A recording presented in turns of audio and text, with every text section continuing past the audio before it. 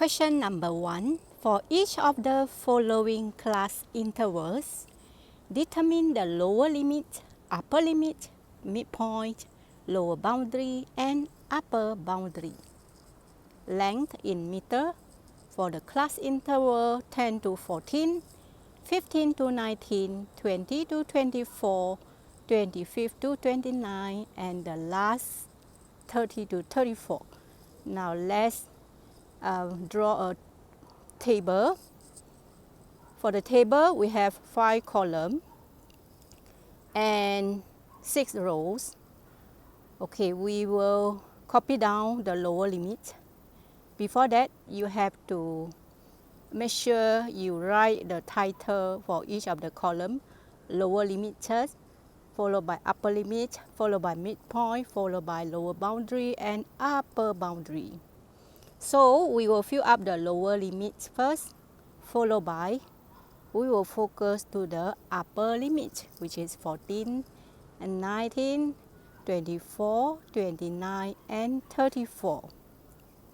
So we are going to shift down all the upper limit and write in the column under upper limit.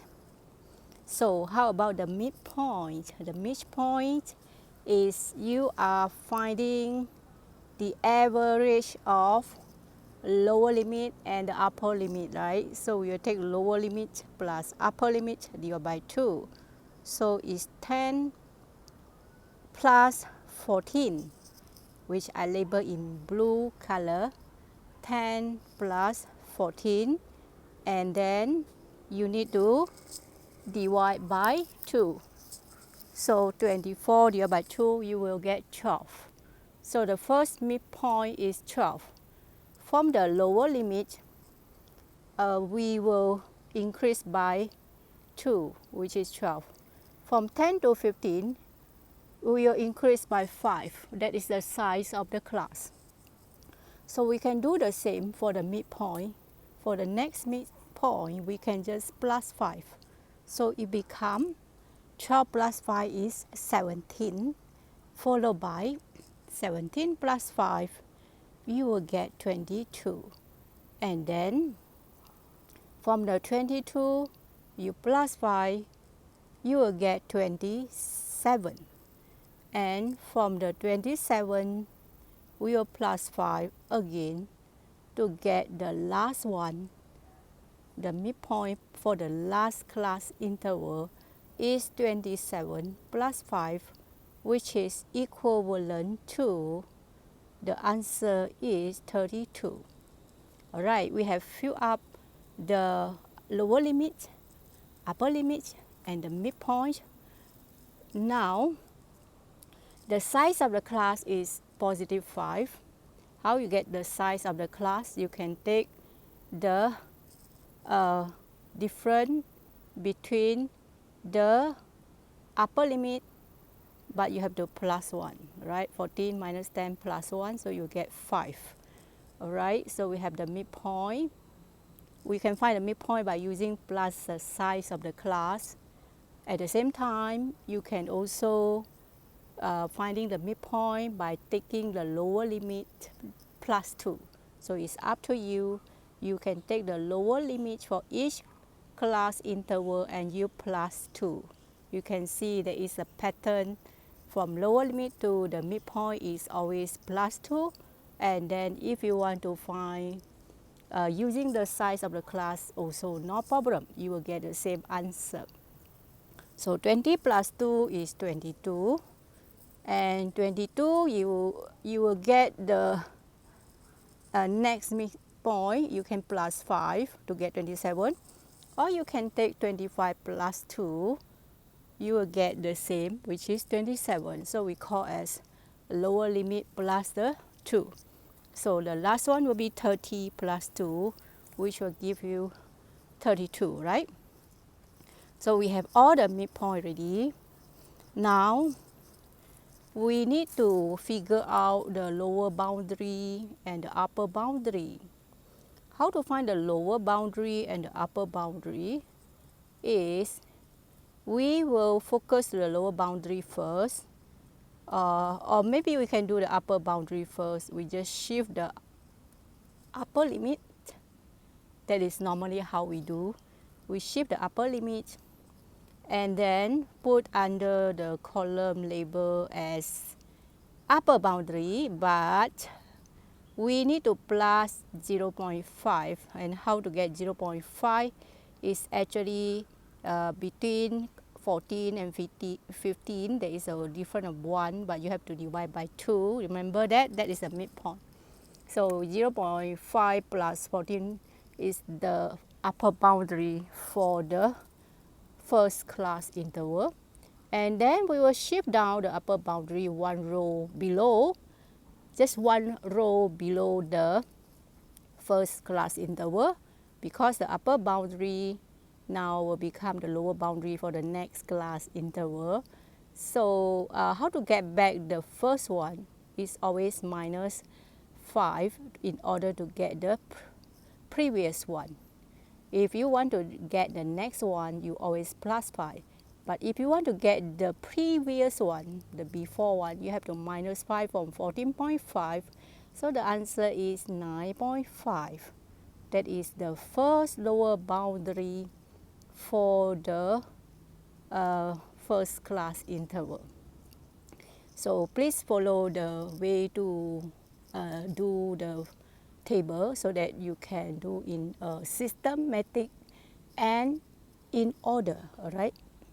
Okay, so we have complete the table consists of lower limit, upper limit, midpoint, lower boundary, and the upper boundary.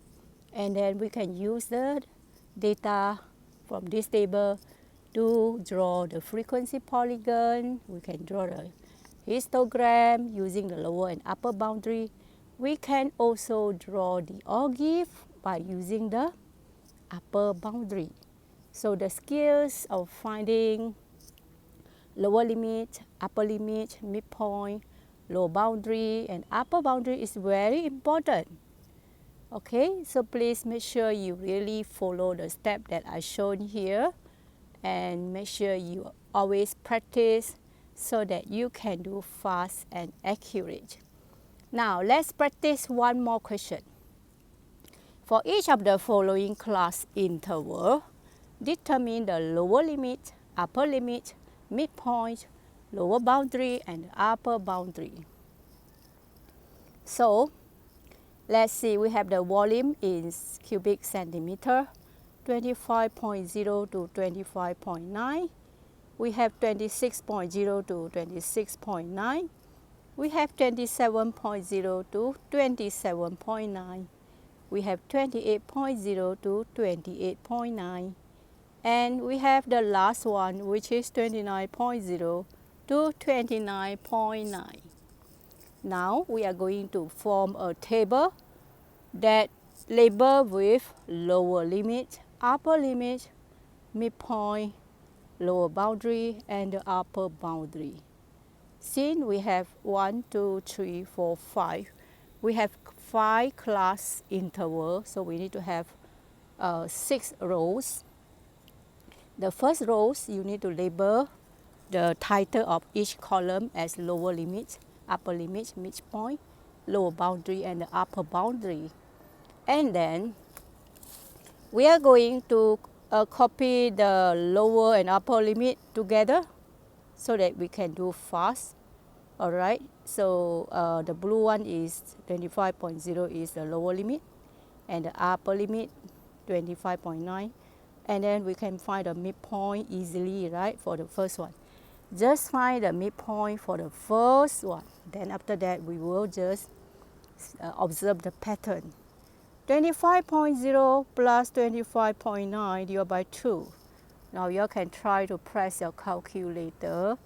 25.0 plus 25.9, you will get 25.45. Right.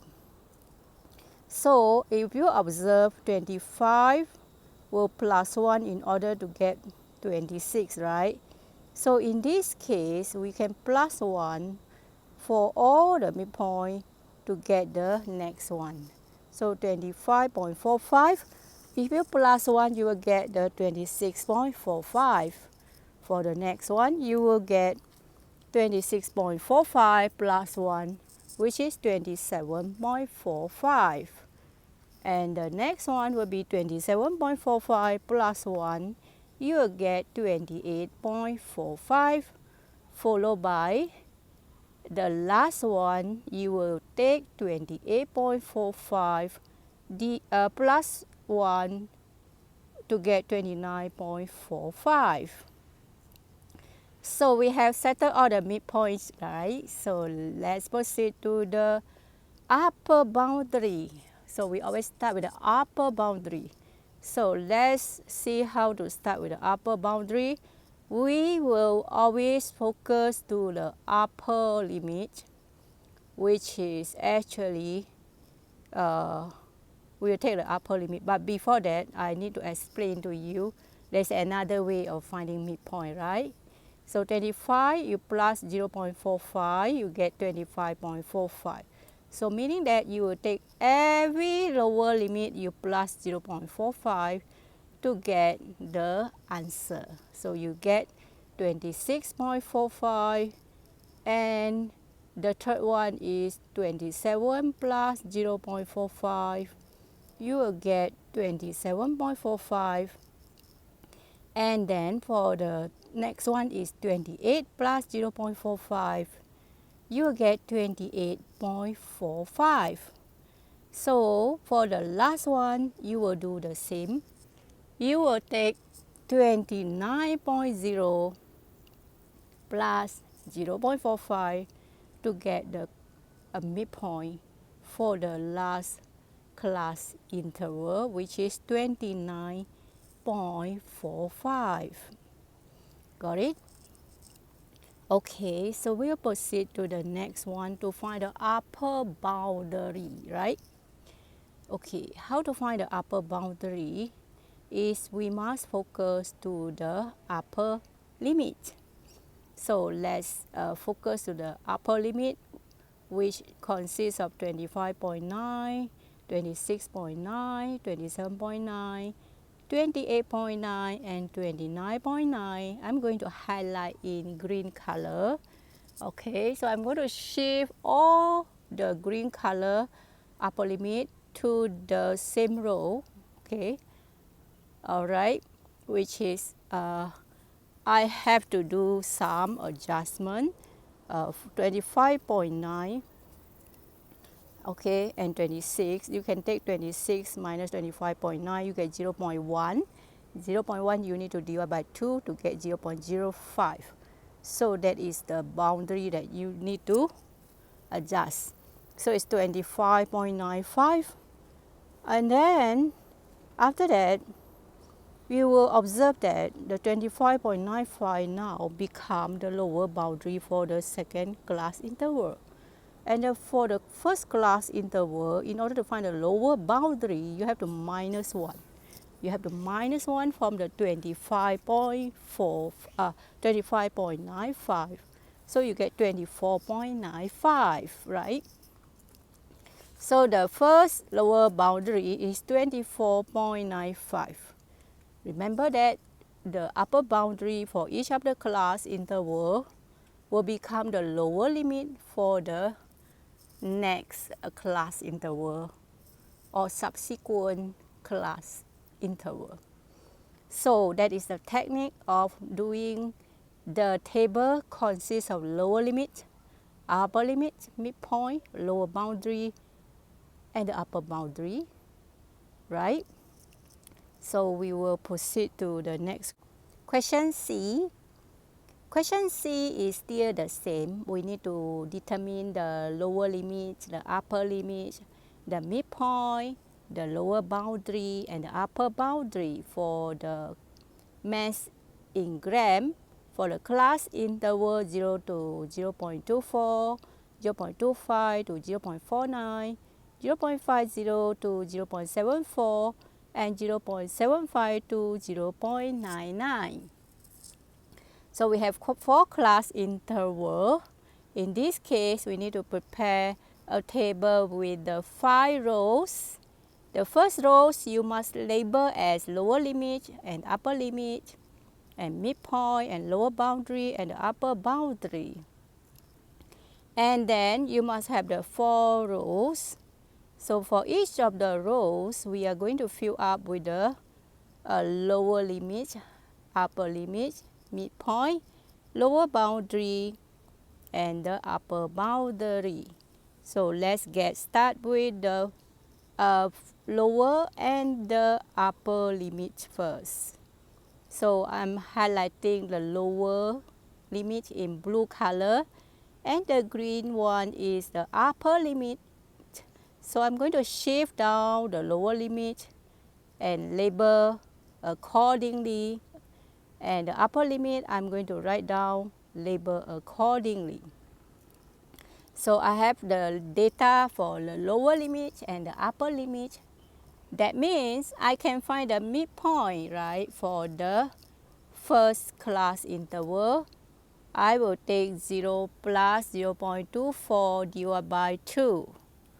Right, that is how you find the midpoint. You take the lower limit plus the upper limit divided by 2. So the answer is 0.12. Then for the next class interval, you can either plus 0.25 is the size of the class.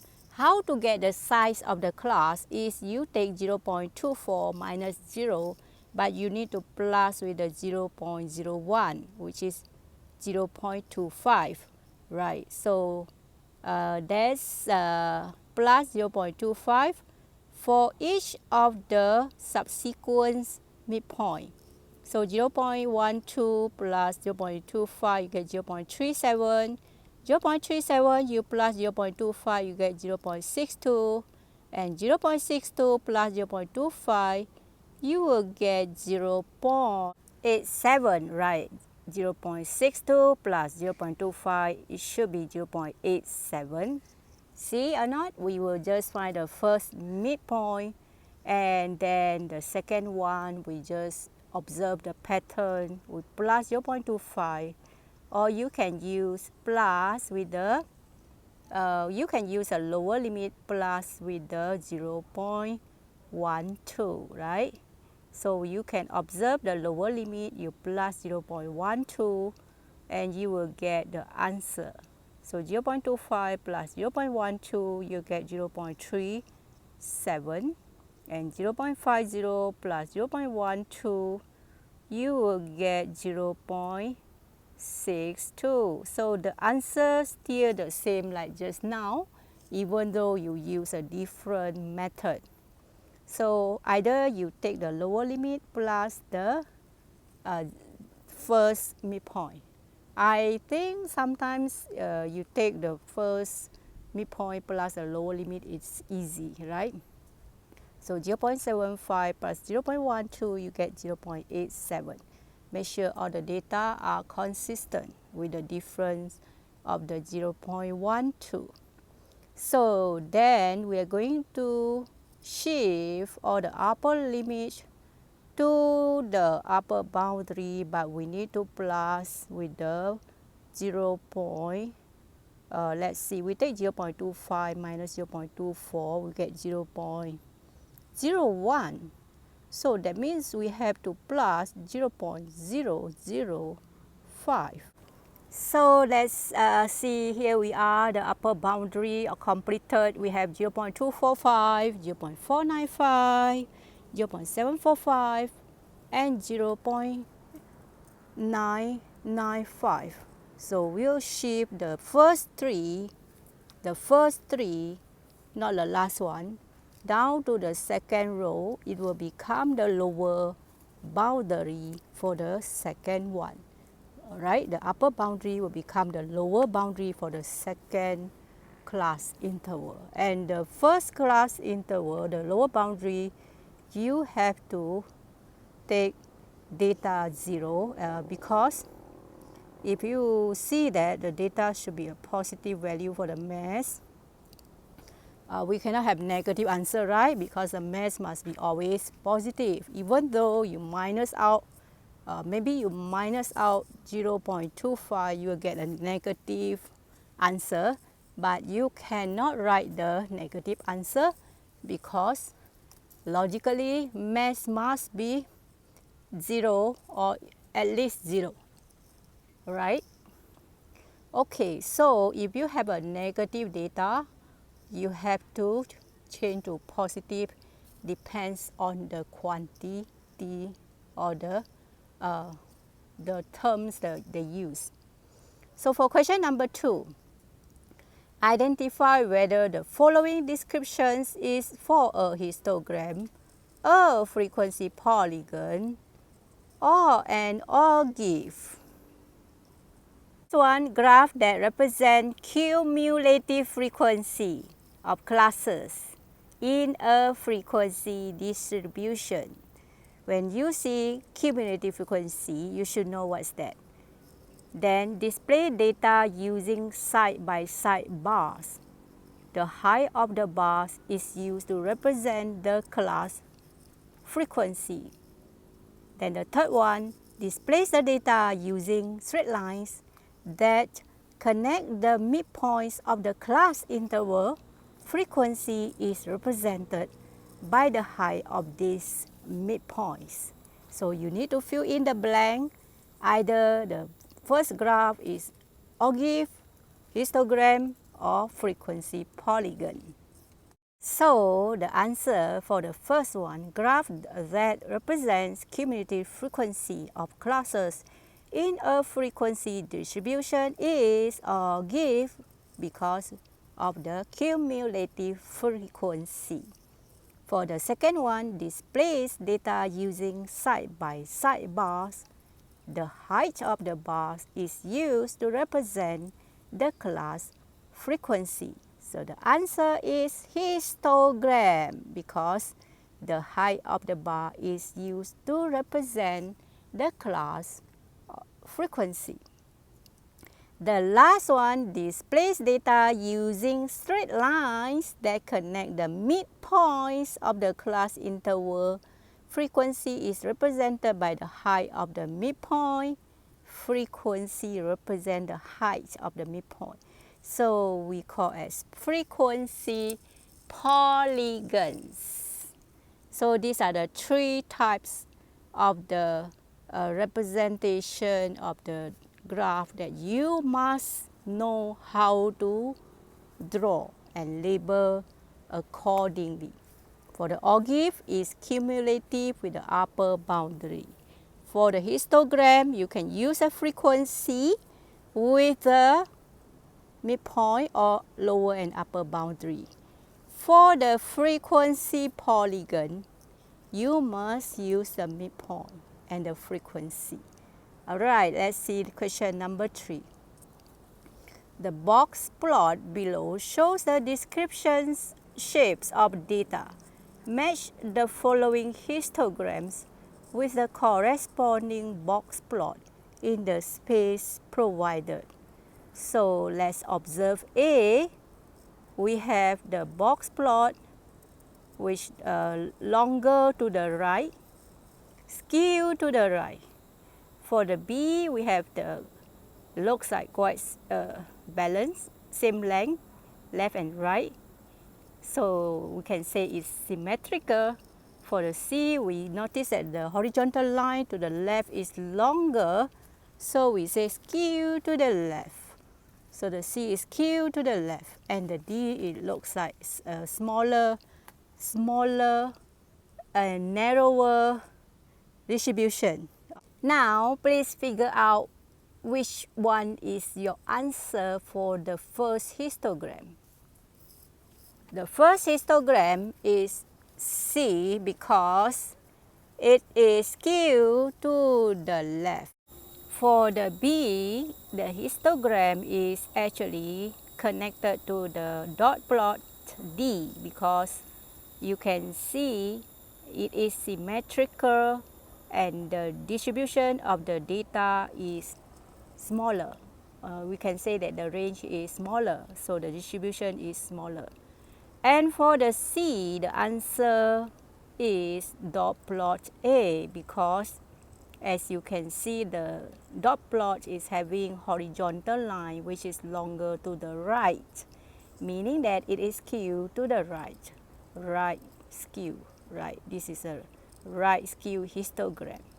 And the last one, of course, it is a symmetrical histogram because as you can see, the line, horizontal line, left and right, almost equal length, so they are symmetrical.